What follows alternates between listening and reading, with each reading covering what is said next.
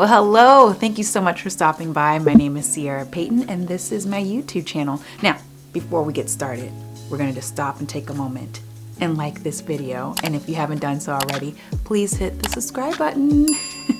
It'll help me out a lot on this channel. And look, I just want to say that I created this channel for you. Yes, it is about my lifestyle as an actress and an entrepreneur and educator, but I wanted to create this channel so that I can help you be better informed about the business or just help you along your creative journey. Ever so often I get people sliding into my DMs asking me how to get started in a business, or they have questions about, the industry, the acting business, or, entrepreneurship or side jobs and stuff like that. And listen, I have been an actress for quite a while now, and I think I have a little bit of knowledge and a lot of experience on what this business is and how to maintain. So here we go. All right, I wanted to create this video today because in my 8-part video series, I talked about how I got started in the business and all the different steps that I took to get started. And so today I wanted to just take a pause and kind of reflect over, my experience in this business and the things that I wish I had known, when I was getting started in acting. So let's dive right on into it. All right, so when I look over my years in this business, there are some things that kind of come to mind, and I reflect on them and think, man, I wish I would have done that better, or I wish I could have done that better had I known better. Now, certainly I don't have regrets. Well, maybe I do, some here or there.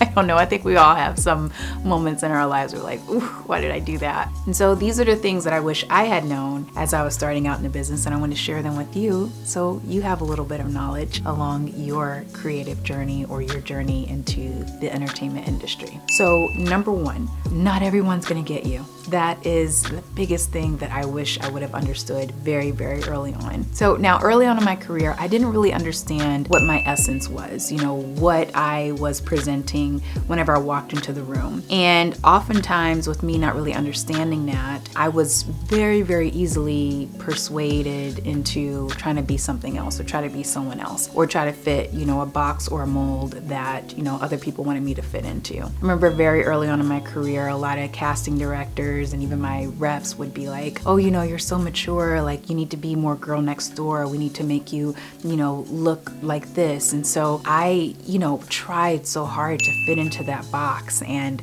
I did the headshots where I'm trying to look all cute and look all girl next door and look all quirky and stuff like that. And after a while, I just realized that that just wasn't my vibe. That's not what I looked like. That's not what I portrayed on screen. And whenever I would try to really fit into that box, I wasn't being authentic to myself. And so, I had to really take a moment, midway through my career and be like, hey guys, I'm not girl next door. I'm not, this type that you're trying to make me into. I'm me. I'm 5'8". I'm athletic build. I have a mature vibe, and that's just who I am, and I can't try to make myself squeeze into High School Musical or, whatever teen show is on right now, because this is what my essence is. And now, that's not to say that, I couldn't adjust or be flexible. I mean, part of the actor's job is being able to switch it up and play different parts. But, what my true authentic vibe was and essence was not what people were always trying to fit me into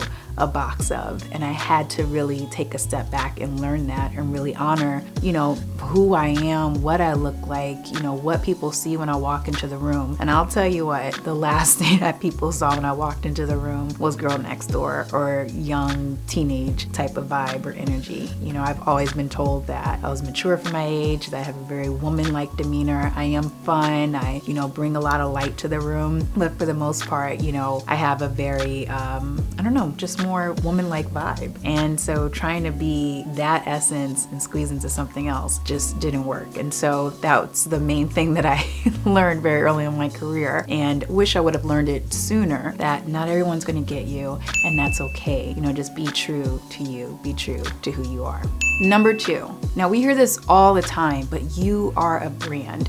This is something that I did not really grasp early on in my career, and I really wish that I would have. I think a little later in my career, I started to be like, oh, I get this. But, bottom line is that, you're a brand. So, think about your brand messaging. What are you putting on social media? How are you managing your business? And a lot of this is all about just how you communicate, from text messages to voicemails to emails. Also, what you're putting on your social media accounts, what you're putting on your websites. How are you presenting yourself? I think so often, we as actors, we are not trained to think like that at all in a business mindset. But, the other half of the business is. And so, you have to just be really thoughtful and mindful of what you're putting out there of yourself. Very early on in my career, I didn't really understand the authority that I had over my brand and what that meant to be a brand. I remember years ago, I took a class and a teacher had said, no one's going to care more about your finances than you're going to care about. And I think that's the same for your company and for your brand. No one's going to care, more about your career than you are. So you have to take really good care of your branding and your messaging. I remember a very long time ago, early on in my career, I learned this lesson to the fullest. I set up a photo shoot for headshots when I had moved out to Los Angeles, and I was super excited to get some new headshots because I needed some. My hair was different and I was new to LA, so I just wanted to, kind of update my headshots. And so, I set up this session with this amazing photographer and, did all my steps to get prepared. But I brought a friend of mine to the session, and really good friend of mine, but,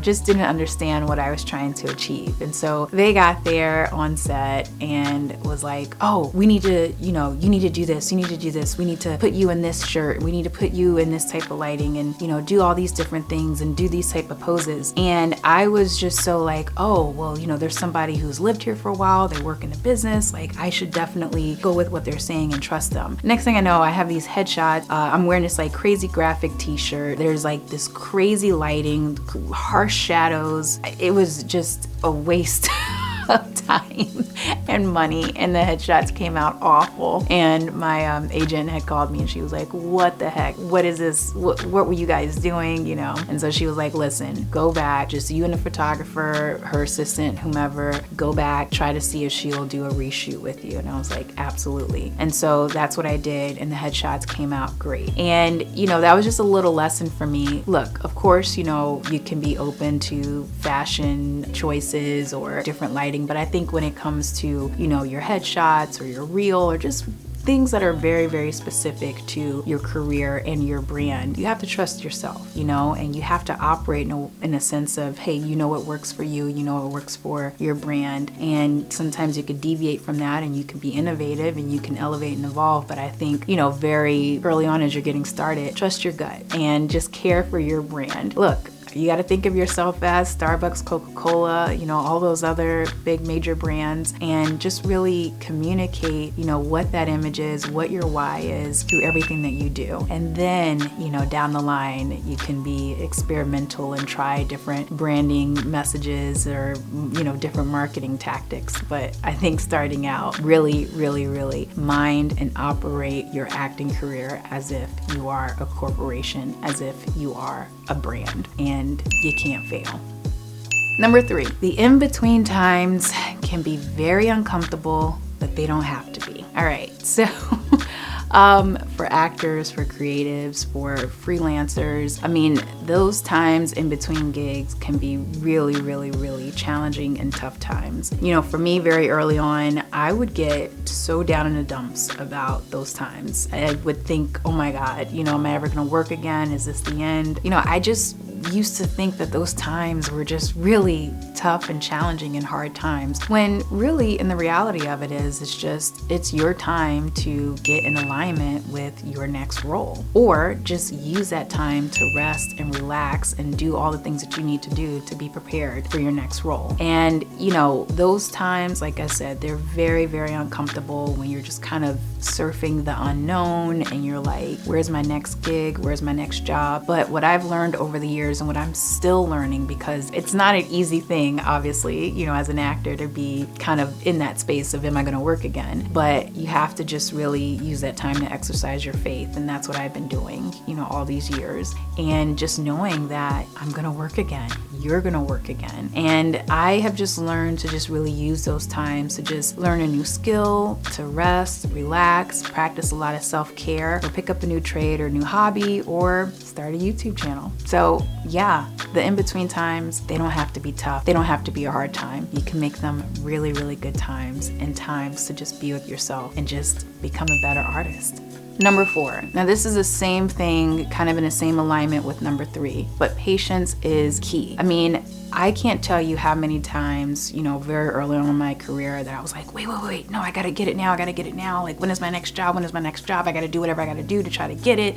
I gotta audition for this, and that. I gotta, you know, put this out there, put more pictures up, blah, blah, blah, blah. And it's like, this business has so many ebbs and flows. And no, it's not for everyone. It's a very, at times, very uncomfortable, you know, business. Like I said, it could be very uncomfortable not knowing where your next job is, but I feel like I'm living proof up until this point that patience is key. You know, very early on in my career, I just hated sitting around waiting for a job. And I'm not suggesting that anyone do that. I do think that you have to be proactive in so many different ways, not to just get work, but to just take better care of yourself, take better care of your artistry, you know, and again, that's all about cultivating different skills, learning new things, taking different classes, or sometimes just being a human being and hanging out with friends and family, or, you know, taking walks, going to the park, going to the beach. You know, all of those things are so key in just being a well-rounded human being. And that's what acting and creativity and artistry is all about, just bringing your humanity into the craft. And so, you know, patience, it really is a virtue. You know, I mean, you can't predict where you're gonna go next. And, you know, yes, I do believe that work begets work in this business, but, you know, sometimes those in-between times are, you know, a couple weeks, couple months, you know, maybe a year, 18 months, 2 years, who knows, but you just have to be patient. And I would say, again, early on in my career, I was trying to force so much stuff to happen. And when I would do that, I would get extremely burnt out. And then by the time I got to my next job, I realized, oh my gosh, like I could have been using that time to really just take a really cool acting class, or be coaching, or just relaxing, because, you know, now I'm doing this job and, you know, I didn't really use the time to bring myself to that job. I hope that makes sense, but patience is such a key in this business, and that is something that I wish I would have learned very, very early on in my career. Number 5, don't take on too many side jobs. That is something that I would tell myself right now if I could go back 10, 15 years ago and be like, Ciera, stop taking on too many side jobs. Now, you know, I came up in the age before TikTok and, you know, Instagram was around, Facebook and Twitter, but, you know, nowadays people are finding ways to really monetize, you know, social media. And when I was coming up, it wasn't really that big. And so I didn't have those means, I would say, to really utilize social media to make a living. I did the old-fashioned waiting tables, catering, teaching, you know, all those different types of side gigs. And I would say at one point, I think I had about 4 or 5 side jobs. I was assisting, I was working at 2 restaurants, I was catering, and I was teaching whenever I could. And I was burnt out. And, you know, shout out to Miata Doga and Sam Valentine. You know, I would say Miata first, I had taken on her classes, which was called Abundance Bound, and it was all for actors and creatives to really, you know, think about the amount of hours that they were trading for dollars and figure out how to put together a better plan so you're not overexhausting yourself working for pennies, and find something else that you can do to really bring in income. Sam Valentine, you know, she's with One Broke Actress, that's her brand. You know, she talks a lot about finding different side jobs or survival jobs that, you know, don't have you working 18 hours a day and overexhausting yourself. And, you know, that's just something that I really had to learn early on in my career, because I would be working all these jobs and then get an audition, and sometimes be like upset that I had an audition because I was so tired. Or sometimes I would go into, you know, the audition rooms just exhausted. And, you know, now looking back at it, there were things that I'm sure I could have done, you know, early on, instead of working, you know, my fingers to the bones, you know, to make a living. And, you know, I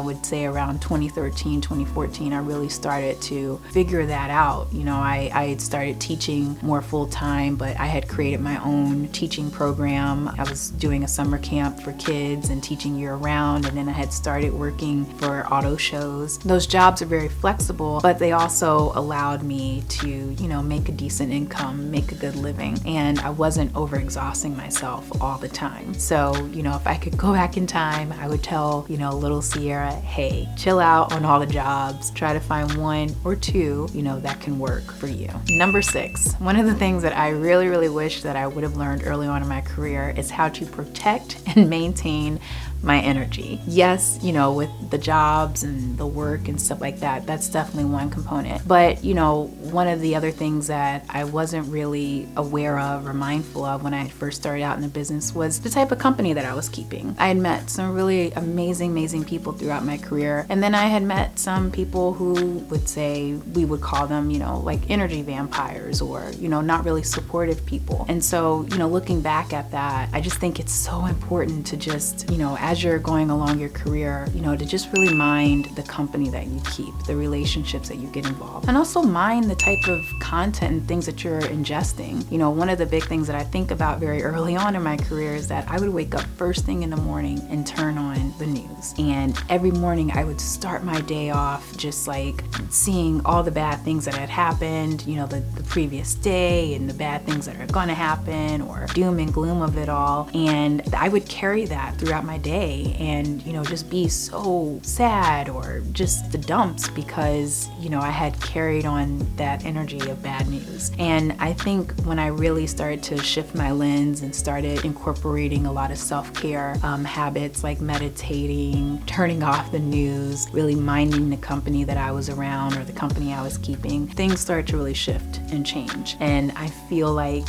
yeah, that's something that I look back on and I'm like, man, I really wish I would have incorporated that very early on in my career, because I think I just gave a lot of energy away to things that just weren't serving for me. And so, you know, that's my big thing for you, is just really mind, you know, your energy, protect it, be aware of what you're taking in, what you're putting yourself around. I think that's the key, and that's the trick to be a healthy, happy artist. And lastly, number 7, joy really is the key. I can't tell you how many times early on in my career, you know, I allowed myself again to get really down in the dumps over things. You know, if I didn't get a role or I got really close on something and it didn't happen, you know, I would just allow it to just really steal my joy, or just, you know, little things here and there that really didn't have anything to do with my career. I would just allow myself to just be so down in the dumps. And I would say, again, once I really started to just incorporate different mechanisms, self-care mechanisms in my daily routine or just in my life, and really started to be like, oh my gosh, like I've been such a Debbie Downer.